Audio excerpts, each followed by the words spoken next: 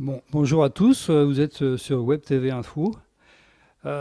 Aujourd'hui, nous recevons Monsieur Olivier Falorni, donc député de la première circonscription de Charente-Maritime. Voilà, bonjour Monsieur Falorni. Bonjour, merci de votre invitation. Donc député de la Charente-Maritime, vous êtes, vous avez une réputation de travailleur, de bosseur mérité à mon avis. Et si vous voulez bien, on va commencer par votre travail au niveau local et ensuite on regardera au niveau plus général. Vous avez été l'auteur d'une loi sur la saliculture, donc qui est passée au mois de novembre, enfin que vous avez présentée au mois de novembre 2017. Donc, est-ce que cette loi est passée? Où ça en est? Alors effectivement, j'ai déposé une proposition de loi, c'est-à-dire une proposition de loi, c'est un texte qui vient d'un parlementaire et qui peut être éventuellement discuté à l'Assemblée nationale et voté. Ça a été le cas d'ailleurs pour une loi peut-être qu'on abordera sur la condition animale. Ce texte n'a pas pu encore être étudié compte tenu des délais insuffisants, mais comme le projet de loi gouvernemental, donc projet de loi là qui vient du gouvernement, voté en Conseil des ministres sur l'agriculture, va être discuté dans les semaines qui viennent, je suis allé voir le ministre de l'Agriculture en lui faisant part de ce sujet. On est en plein évidemment dans l'agriculture puisqu'il s'agit de reconnaître l'activité salicole comme une activité agricole. Donc on est en plein cœur du sujet. Et il s'est engagé auprès de moi pour que cet amendement que je déposerai soit intégré dans le texte et soit voté. Donc j'ai plutôt bon espoir que les saliculteurs puissent être reconnus comme agriculteurs. Ça a ce qui paraît logique. Les saliculteurs sont, comme tous les agriculteurs, dans une activité de production en lien avec la nature. Simplement, ils avaient un statut qui, à la fois, leur imposait les contraintes des activités agricoles sans bénéficier finalement des quelques avantages. Donc j'espère que d'ici quelques semaines, la question pourra être réglée et que nous obtiendrons gain de cause. En tout cas, le ministre de l'Agriculture s'y est engagé, j'espère, et je défendrai donc cet amendement à l'Assemblée nationale. Alors oui, c'est vrai que vous avez également fait déposer une loi sur la condition animale. Donc Oui. cette loi avait rencontré un certain écho, semblait un petit peu admise par tout le monde. Et puis finalement, on s'aperçoit qu'une disposition importante que vous aviez proposée, donc la présence de caméras, a été enlevée du projet. Et donc, est-ce que c'est définitif? Est-ce que vous avez espoir de le refaire réintégrer dans la loi définitive, dans les décrets? Je ne sais pas. Alors l'exemple que vous citez, important à mes yeux, il illustre, j'allais dire, la difficulté de l'activité parlementaire, de l'action politique au sens général, parce qu'il faut toujours, j'allais dire, remonter sur le cheval. Et quand on croit un combat gagné, il ne l'est jamais véritablement, notamment lorsqu'on affronte des lobbies puissants.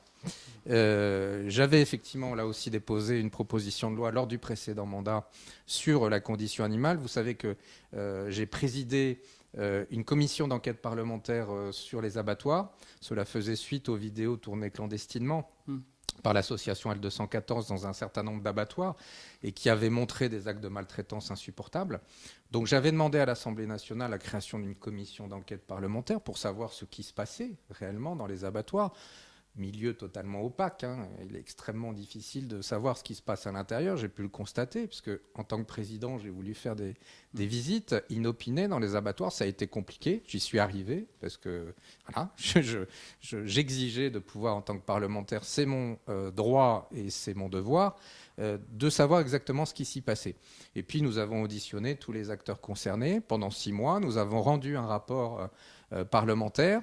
Et dans ce rapport parlementaire, il y avait un certain nombre de préconisations que nous faisions en matière de formation, en matière d'investissement. Cela relevait du règlement, mais par contre, il y avait un certain nombre de sujets qui nécessitaient le changement de la loi. Donc c'est pour cela que, dans la continuité, parce que nous avons fait un rapport, mais vous savez, le destin des rapports, parfois, il est de caler les armoires dans les ministères. Je n'avais pas envie de servir de cale pour une armoire du ministère de l'Agriculture. Donc j'ai proposé une loi au Parlement qui a été débattue en janvier 2017 et qui prévoyait, pour résumer, à grands traits, 2 dimensions. Le renforcement des sanctions et évidemment les moyens pour finalement caractériser les délits. Le renforcement des sanctions, c'est de faire des actes de maltraitance dans les abattoirs comme dans les transports d'animaux, hein, parce que le premier constat que l'on a fait, c'est que la maltraitance, elle ne commence pas à l'entrée de l'abattoir. Elle commence lorsque les animaux sont transportés pour aller à l'abattoir.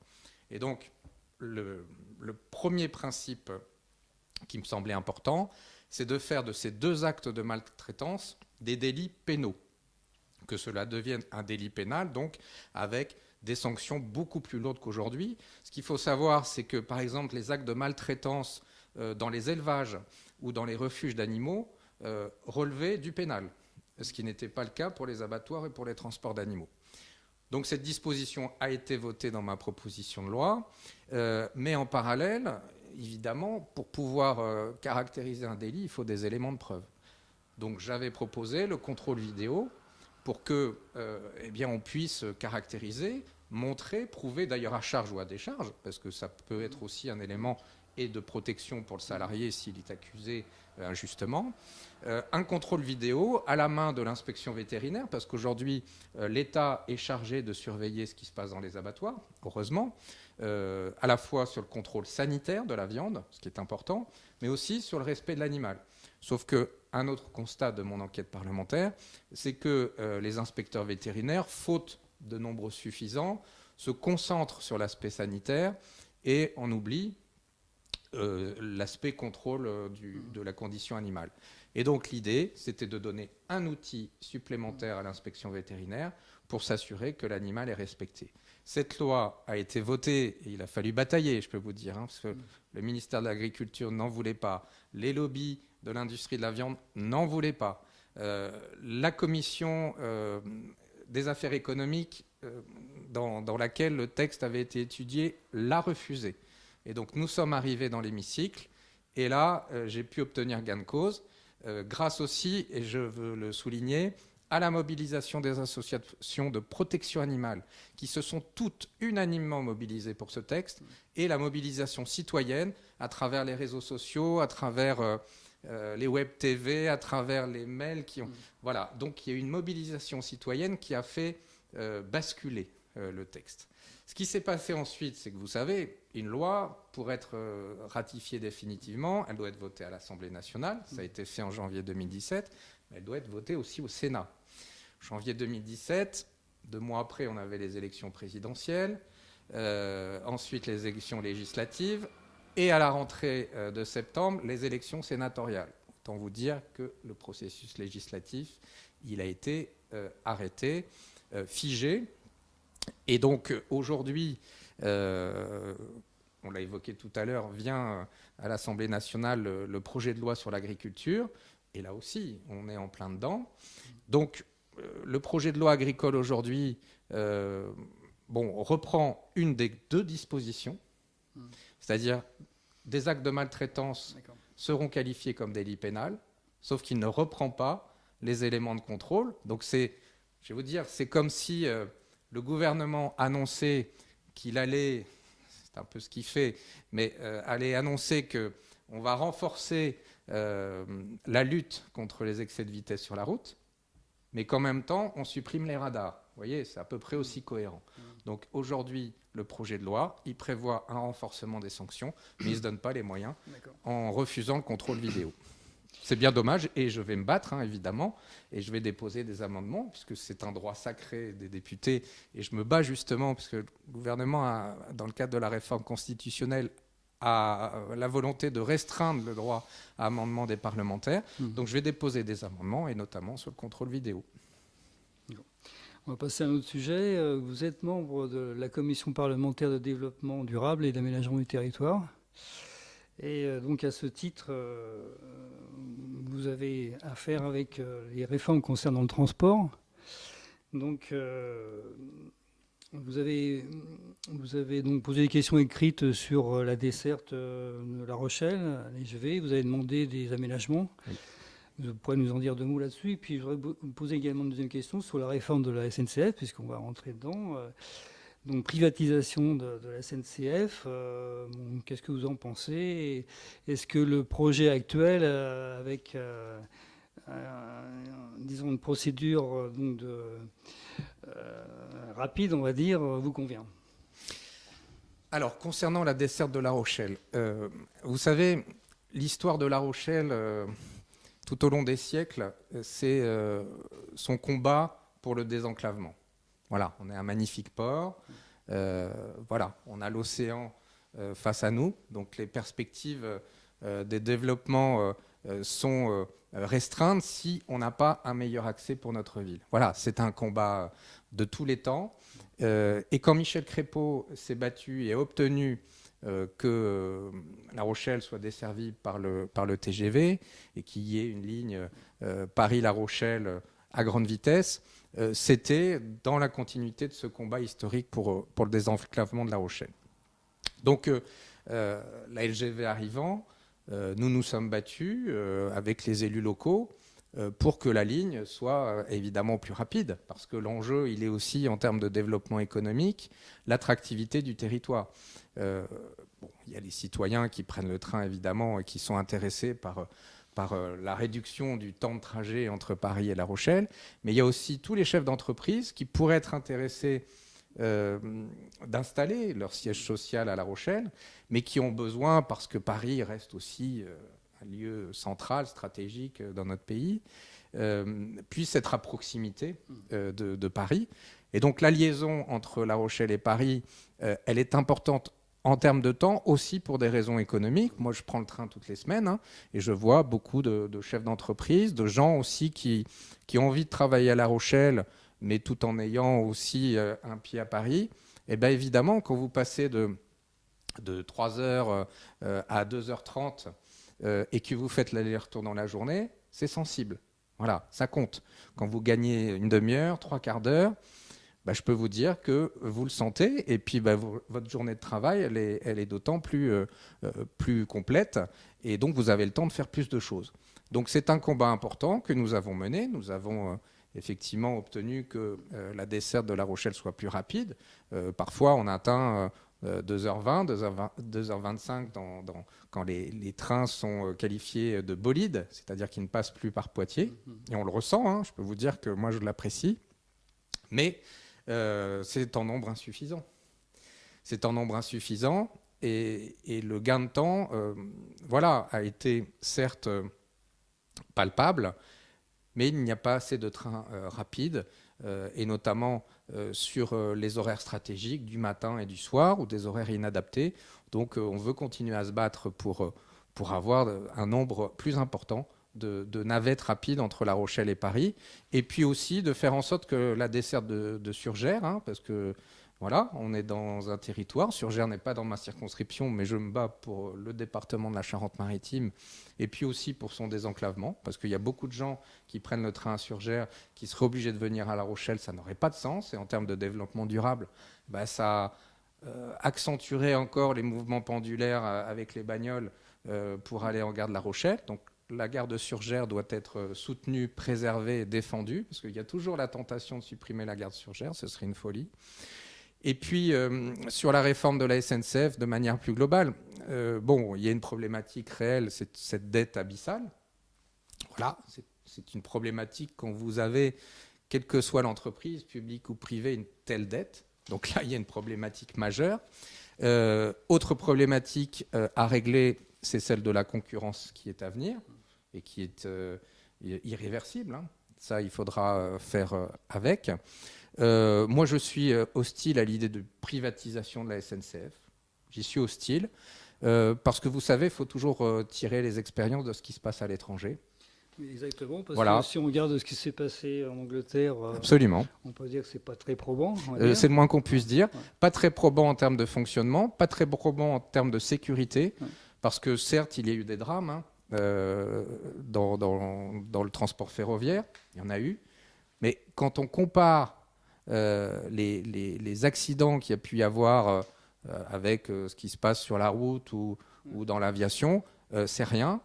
Et si, ça n'est en termes qualitatifs, ça n'est pas grand-chose quantitatif, pardon, ça n'est pas grand-chose parce qu'il y a beaucoup de trains qui circulent et très peu d'accidents, et parce que voilà, la SNCF privilégie la sécurité, privilégie toujours la sécurité. Alors certains voyageurs parfois se disent mais pourquoi on arrive en retard, hein, c'est pas pour excuser les retards, hein. Moi je les subis parfois, même si là aussi je veux le dire, hein.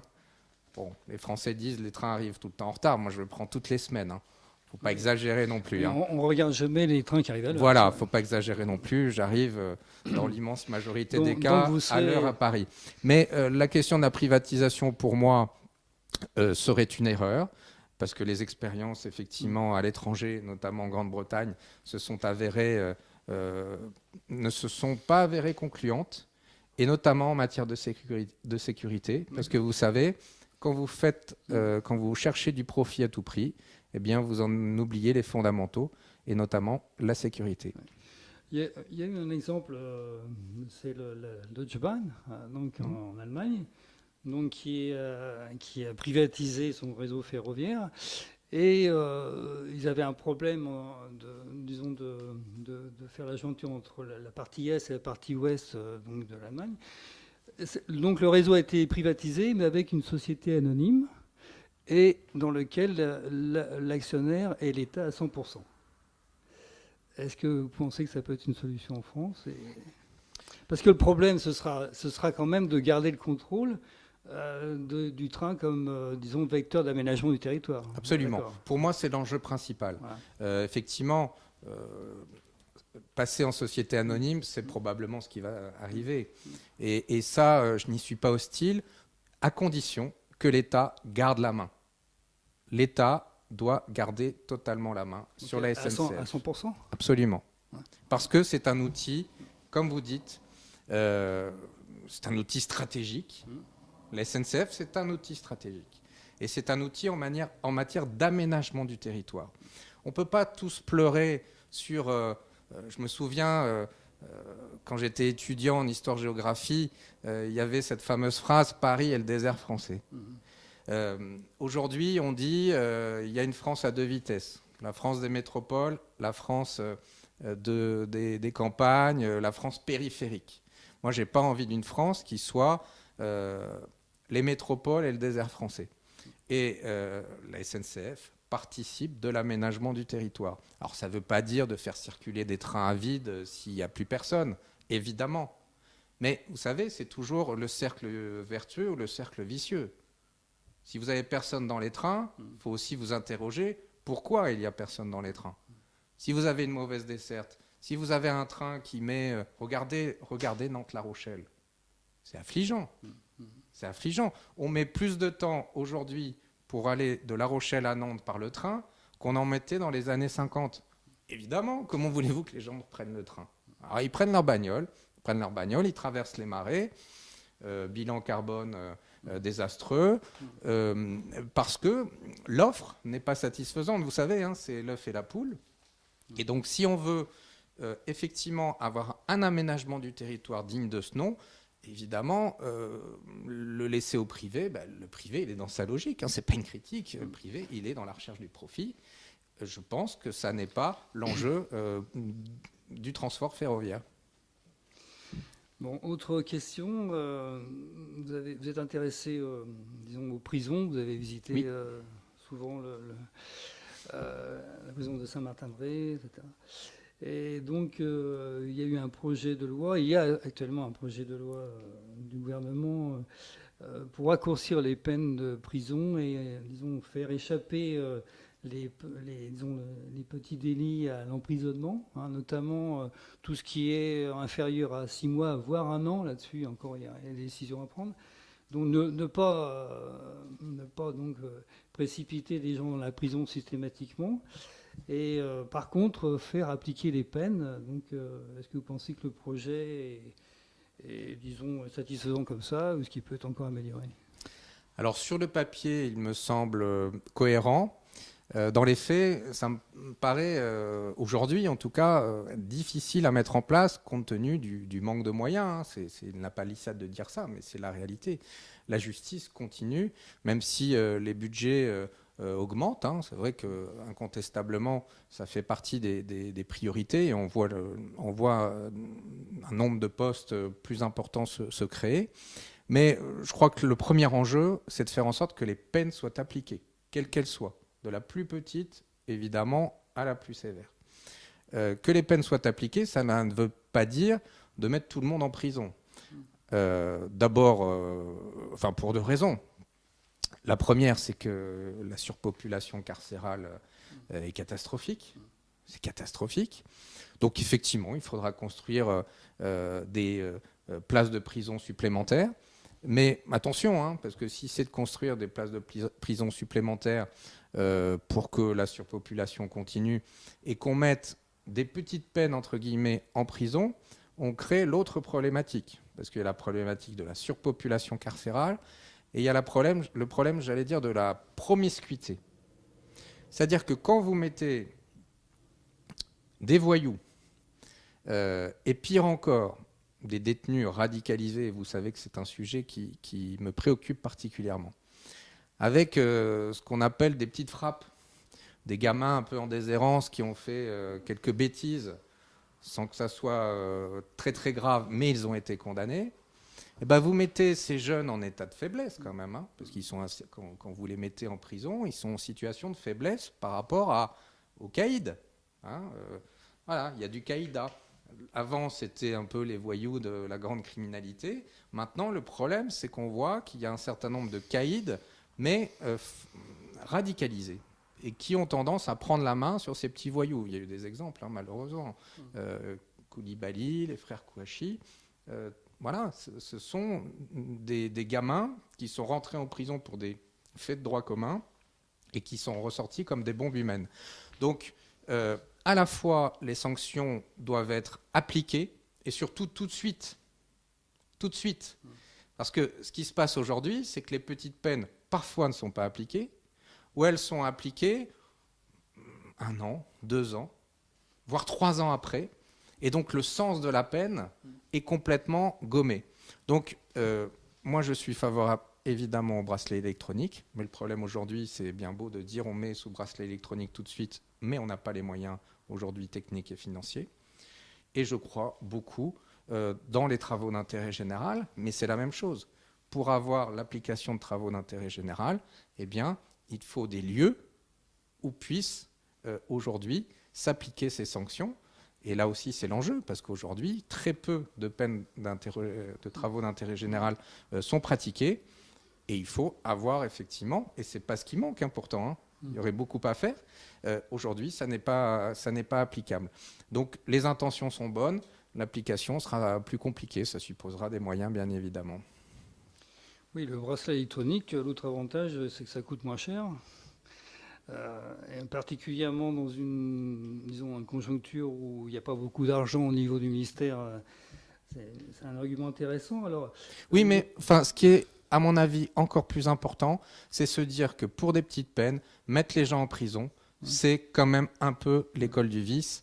Et moi, je n'ai pas envie de mettre voilà, des gens qui ne sont pas condamnés pour des faits majeurs et qu'ils apprennent finalement ce qu'est la grande délinquance, ou pire, bascule dans la radicalisation. Donc il y a un aspect financier, mais je pense que l'essentiel, c'est de se dire que toute peine ne mérite pas prison. Évidemment, la prison, elle est nécessaire pour mettre en dehors de la société des gens qui sont dangereux, pour punir sévèrement des faits qui méritent d'être punis. Mais attention, la prison n'est pas la seule... Voilà, c'est considérer que la prison n'est pas la seule sanction possible en France. Oui, le gouvernement avait établi, enfin, le président Macron avait promis 15 000 places supplémentaires, donc là on en est à 7 000. Est-ce que ça va suffire? Non, je ne pense pas.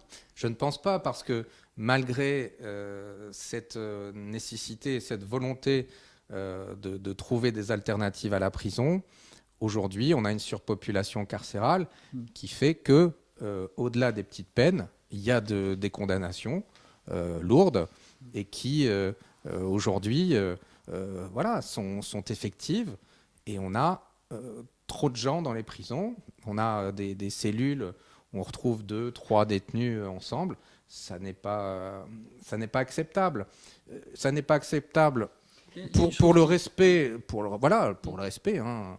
Un détenu, il doit être sanctionné, mais la France doit être, doit respecter, j'allais dire, les droits de l'homme. Mais là aussi, je veux dire, quand vous mettez 3 personnes dans une cellule, parfois une petite peine avec quelques voyous dangereux, là, vous renforcez encore un peu plus la promiscuité et le risque de récidive. Bon, je vois qu'il nous reste un peu de temps.